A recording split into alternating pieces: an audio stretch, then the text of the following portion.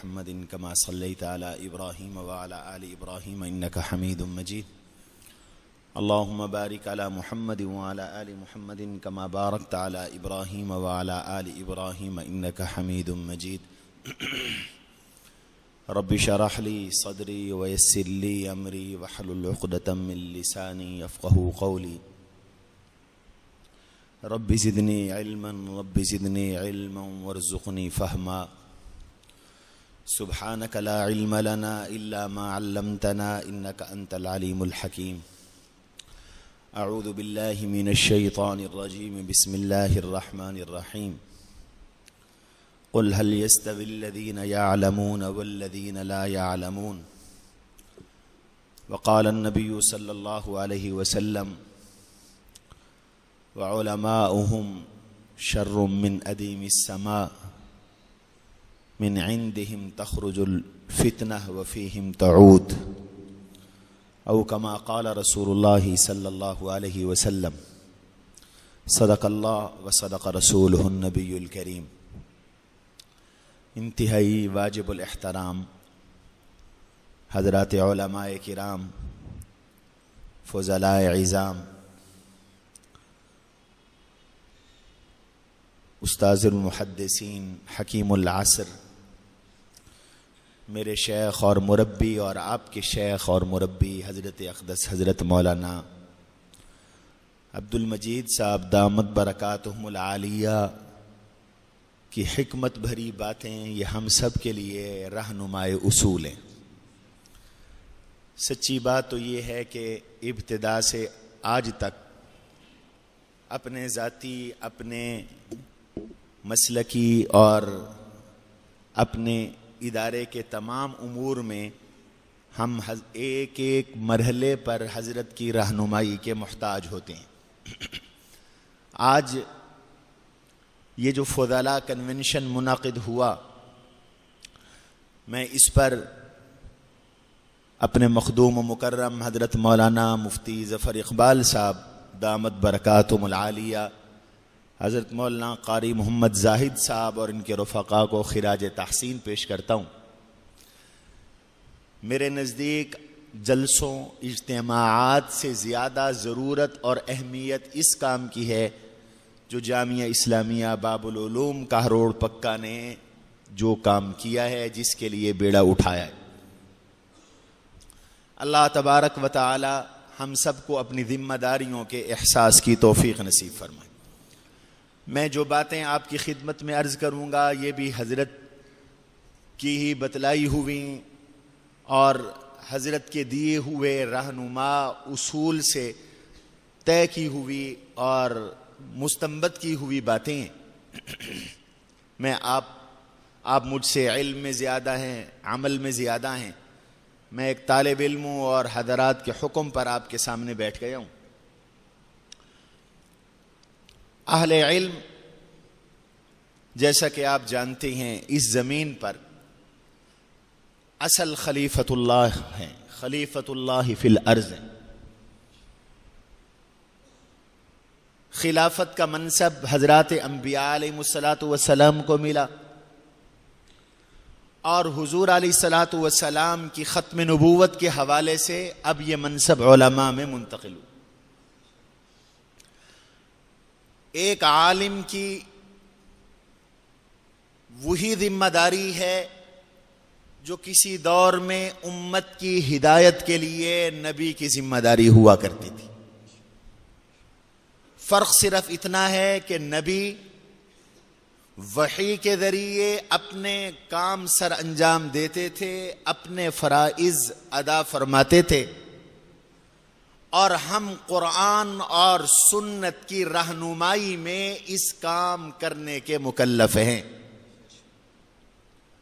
تو جو درد ایک نبی کو ہوا کرتا تھا اور ہمارے آقا رحمت دو عالم جناب رسول اللہ صلی اللہ علیہ وسلم کا ایک امتیازی وصف ہے امت کے ساتھ رحمت اور شفقت، حریص علیکم بالمؤمنین رؤوف الرحیم۔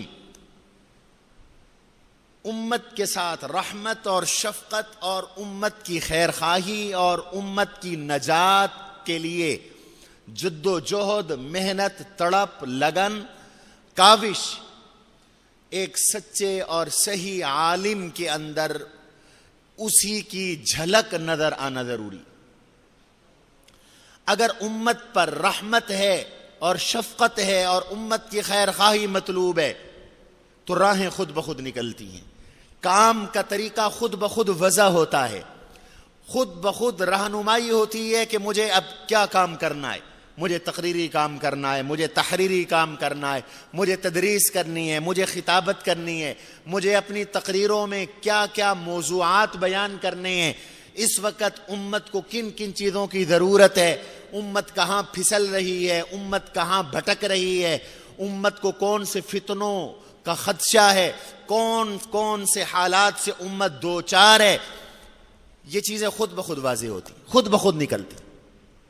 آج ہمارا المیہ یہ ہے کہ میں نے ایک مدرسہ بنایا ہے تو میری سوچ اس مدرسے کی بہبود اور فلاح تک محدود ہے کہ میرا ادارہ ہو، ادارے سے محبت اور ادارے کے ساتھ لگن بھی بہت ضروری ہے، اس کے بغیر دین کا کام نہیں ہوگا، مرکز سے کام اٹھا کرتا ہے، لیکن میری سوچ صرف اور صرف چند طلباء تک محدود ہے، میری سوچ صرف 4 دیواری تک محدود ہے، میں اپنے مدرسے کے گیٹ سے باہر کے حالات پہ میری نظر نہیں کہ میرے مدرسے کے گیٹ سے باہر بالکل گیٹ کے سامنے ایک دکان ہے اور وہاں نیٹ کا کیفے بنا ہوا ہے، وہاں کیبل چل رہی ہے، اور میرے محلے کے تمام گھروں کے اندر بے دینی پھیلی ہوئی ہے، الحاد پھیلا ہوا ہے، اور وہاں پر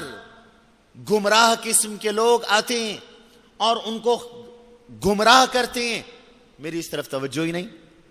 جب میری اپنے محلے کی طرف توجہ نہیں ہے، میری شہر کی طرف کیا توجہ ہوگی؟ جب میری شہر کی طرف توجہ نہیں ہے تو مجھے اپنے ملک کے اہل ایمان کے تحفظ کی میرے پاس مجھے کیا فکر ہوگی؟ اور جب مجھے اپنے وطن کے اہل ایمان، اپنے وطن کے باسیوں کی فکر نہیں ہے تو میں امت کی کیا فکر کروں گا؟ ہمارے اکابر کی فکر عالمی تھی، سوچ عالمی تھی، نظر عالمی تھی، انہوں نے 1.5 اینٹ کی مسجدیں بنا کر، معذرت کے ساتھ عرض کرتا ہوں، اپنے آپ کو محدود نہیں کیا تھا۔ حضرت شیخ الہند رحمہ اللہ کی تحریک میں 7 ملک تھے، امام ربانی حضرت مولانا محمد قاسم نانوتوی رحمۃ اللہ تعالی علیہ نے جو فکر دی تھی وہ فکر عالمی تھی، پورے عالم اسلام کے لیے تھی۔ حضرت مدنی رحمہ اللہ کے سفر، حضرت مولانا عبید اللہ سندھی رحمہ اللہ کے سفر، اس کی عکاس ہے، تفصیل کا موقع نہیں۔ تو پہلی بات تو یہ ہے کہ ہمیں اپنے اندر یہ رأفت اور رحمت پیدا کرنی ہے جس میں ہم انبیاء علیہ الصلوۃ والسلام کے وارث کہلاتے ہیں اور حضور صلی اللہ علیہ وسلم کے وارث کہلاتے ہیں۔ اس کے ساتھ دوسرا نمبر ہے احساس ذمہ داری کا۔ ہمیں یہ بھی پتہ نہیں ہے کہ ہمارے کندھوں پر کتنا بڑا بوجھ ہے، کتنی بڑی ذمہ داریاں۔ ہم اپنے اکابر کے واقعات سناتے ہیں اور سنتے ہیں۔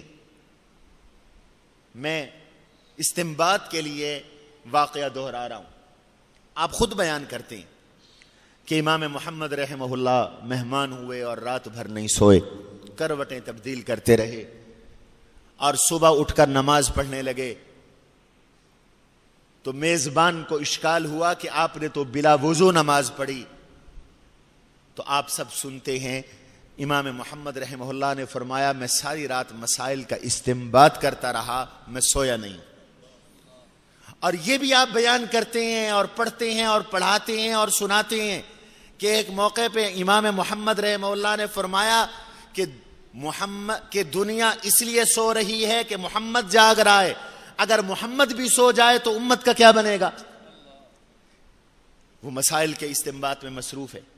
امام ابو یوسف رحمہ اللہ کا حال یہ ہے کہ وفات کے وقت وہ سوال کرتے ہیں کہ رمی ماشین افضل ہے یا راکبن افضل ہے؟ جواب ملتا ہے ماشین افضل ہے، تو فرماتے ہیں کہ غلط. جواب ملتا ہے راکبن افضل ہے، تو جواب ملتا ہے غلط. اور بالآخر ارشاد فرماتے ہیں کہ جس رمی کے بعد رمی ہے، جس رمی کے بعد دوسری رمی ہے تو وہاں راکبن افضل ہے، رمی نہیں تو وہاں ماشین افضل ہے.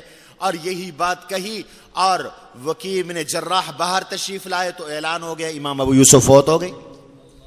یہ ان کا علمی انہماک ہمیں پتہ دیتا ہے کہ ان لوگوں نے اپنے روزگار، اپنا پیٹ محض اپنے بیوی بچوں کو مطمع نظر نہیں بنایا تھا کہ بس مجھے یہ کام کرنا ہے اور میری ذمہ داریاں ختم.